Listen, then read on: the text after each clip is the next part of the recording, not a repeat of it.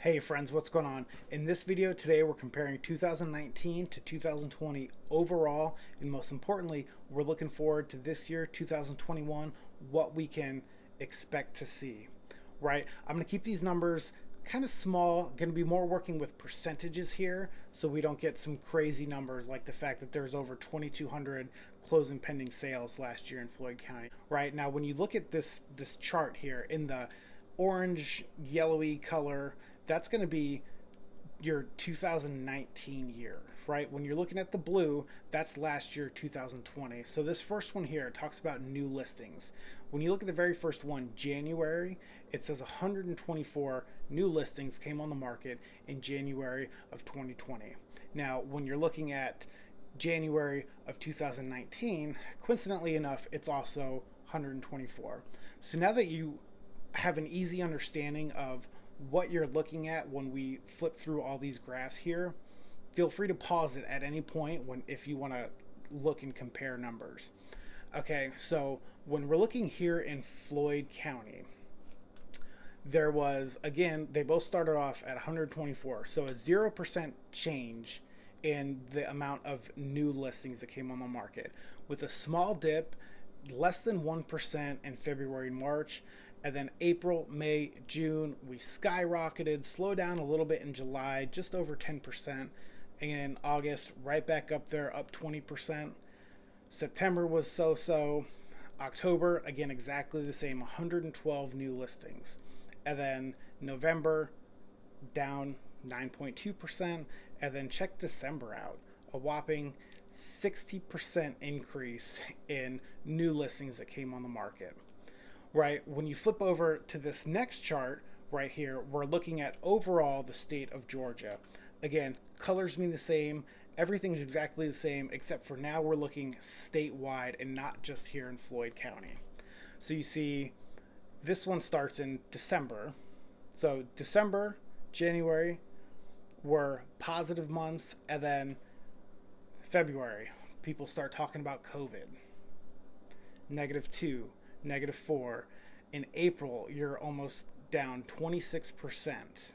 May, 21.9, then 9.1, 5.9, and so on. That just kind of shows that our market here in Floyd County is pretty healthy, and I don't want to say a protected market, but we fared this COVID storm pretty well. So we're going to flip to closed sales now, because that's kind of what's important here. We're looking overall, last year to 2019, we closed in January 62 compared to in 2019 75. So that number was down a little bit, right? But February, March, we bounced back up. Then April, May, down a little bit. And again, then positive numbers with the exception of October when you're down 11%. Statewide, look at that. We're pretty positive here with the exception of April and May. Those were the 2 months that were hardest hit in the real estate market, and we could kind of assume that that's likely from COVID. Other than that, the market performed really well on an overall state level. So we're going to flip back to our Floyd County area. When we're looking at closed sales volume, right? The volume, that's the dollar amount of that was sold. That is all an increase, and look at that increase in August and September. 57.2% in August, almost 30% in September. The only negative number we have down here is October, when we actually, dollar-wise, sold a little bit less in 2020 than we did compared to 2019. Swapping back over to the entire state, you're looking at closed sales volume, dollar-wise, and average price point. In January, February, March, all positive increases. April and May, again, keep in mind those were the hardest hit months as far as our real estate market. That was in the heyday of COVID. Pretty much everything was shut down. People didn't really feel comfortable leaving their home. Looking at negative numbers there, negative 10.5 and down 23.2% respectively, and then it bounces right back up with a steady increase, 10%, 20%, 34, 48, back down a little bit to 34, and then up again 47%. Now, statewide average sales price, again, increase. It's positive all the way down. When you're looking here at Floyd County, this chart, the only dip that we had was in March, and that was down 9%. Our average sales price in March of 2020 was $154,108 compared to 2019, it was $169,341. Now, when you think of all the construction that was happening in the last couple years, we've had so much new construction from Battle Farms, Emerald Oaks, the Arbors, to Applewood, Coosa Hill, Berwick West. There's been so many new construction homes built in this market. Actually, right now, the problem is land. They're trying to find a good development site to build that next subdivision. And when they find it, I'm going to tell you all about it. Don't worry. So, one more thing that I wanted to hit before we skip to the next stuff I'm going to talk about, before I can really forecast 2021, I wanted to take a look at foreclosures. Now, here in Floyd County, we had 13 foreclosures in 2020. In 2019, we had 21 foreclosures. Again, that's just right here locally. Statewide, obviously, there was way more. However, all the numbers are trending downward. There was less foreclosures this year in 2020 than there was in 2019.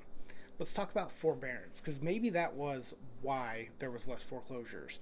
I'm sure everyone knows what it is now at this point. But a homeowner can say, hey, I'm having issues with work right now. Thanks, COVID. Federal government stepped in and said, all right, we can put a timeout on people paying their mortgage payments. And you can see on this graph here that the percentage of overall forbearance has been trending down since basically May. Now, when we had first had talks of forbearance and what it would mean for our economy and our real estate market, right? People were expecting, and these are the top minds in the field, that roughly 30% of all mortgage owners would try and get forbearance to keep their money in their pocket, pay their bills while they were not working, and not have to worry about their house. That number didn't get anywhere near that high. But again, been trending downwards. We can go into the different statistics about demographics and types of loan, but basically it never really went super high. And since summertime, essentially, it has been trending downwards. Ivy Zelman, she's basically a rock star real estate research analytical guru. She has gone on record to say that there's no issue with forbearance, and the chances of a bubble bursting and us finding ourselves in a similar situation of 2008, 2009, upwards to about 2015 is literally non-existent. There's not going to be an issue with that. Okay? Again, 2/3 of homes in forbearance have either caught back up by now, they're paid, extended, renewed, whatever the case is, but they're no longer in danger of foreclosure. Because a non-issue that we're facing, a lot of people were questioning what's going to happen when people can't pay their forbearance back. Thankfully, we didn't have to find that out. Now, I'm not saying there's not going to be any foreclosures, because of course there is. That would be silly to think that there wouldn't be. Any normal year, there's going to be one or two in every county. When you factor COVID in, people were hit hard. People were out of work, businesses were closed. Unfortunately, things happen. Short sales, we're probably going to see some short sales, but I tell you what, I'd rather see houses come on the market as a short sale than a house go to auction because someone lost their home due to foreclosure. So when you look at forecasting moving forward, now that we know that there's probably not going to be a huge slew of foreclosures on the market, looking forward to 2021, interest rates, right? What are interest rates going to be? Lately, we're seeing interest rates, they are so, like, almost at historic lows, and they've gone down and down and down and down. They literally almost can't go down any further. So the old saying, what goes down must come up. Are we going to see interest rates increase? Yeah, that is very likely, because again, they literally can't go down any further. So if interest rates go up, are houses still going to be affordable to buyers? The answer is yes. It still will be affordable.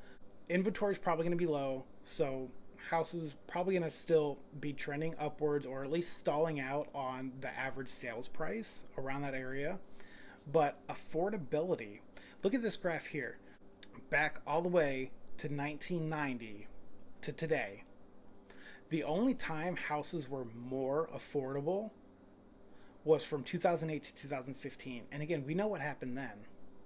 So other than one of the largest real estate massive meltdowns that this country has faced, other than that time frame, buying a home has literally never been more affordable. So now that we know that interest rates are going to go up a little bit, but houses are still going to be affordable, what then? That goes to show that the value of homes is still going to be on the rise, or at least kind of plateauing, not these crazy $30,000 increase in price points that we've seen over 1 year. Maybe some, not quite. Is the market going to fall out of the bottom and values are going to decrease? No, I don't think so. So houses are still affordable because rates are still low, and the dollar amount value of house is still going to be up. So that again creates a really healthy market where people will have a win for their family when they sell their home. People have a win for their family when they buy a home, whether it's a first-time home buyer, whether it's people that just had a baby and they need a larger home. Maybe it's someone that wants to downsize. Maybe someone hates their neighbors and they want to move. It's going to be a win because it's going to be a very healthy and successful market here for us in the Rome Floyd area moving forward to 2020. You look at our market, and that's almost a good snapshot of what's happening all over the state of Georgia. So moving forward over the state of Georgia, Governor Kemp, the start of the fiscal year in 2021, you can see this quote right here. This is from his State of the State speech today, actually. So since the start of the fiscal year, our Department of Economic Development has announced the creation of more than 16,000 new jobs and more than $6 billion in new investment, with more than half of those jobs going to communities outside of the metro area. That's huge for rural places like the Rome Floyd area. So to sum all that up, going on 15 minutes of record time, of course I'm going to edit that down a little bit. 2021 is going to be a really good year for the state of Georgia. Our economy is looking great. Real estate market is looking great. Businesses are opening back up. I saw a new business the other day. It's actually set to open later this week right here on our Broad Street. I have high hopes for 2021. I hope you do as well. Thanks for watching. I appreciate it. Do me a favor, hit that like button, hit the subscribe button. I hope you get some value out of it. Thanks so much.